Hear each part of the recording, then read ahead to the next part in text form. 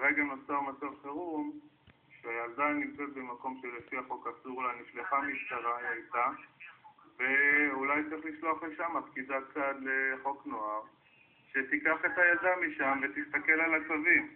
אתה עושה הרבה נזק, כל המעקבים האלה, ואני אמרתי לך את זה גם כשהיית פה.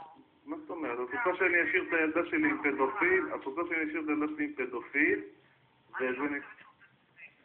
מאיפה את יודעת? את חקרת את הנושא? המשטרה חקרה את הנושא? מה ביררת? מה ביררת? עם מי ביררת? עם מי ביררת? לא, עם מי ביררת בדיוק? אני עובדת אצלך.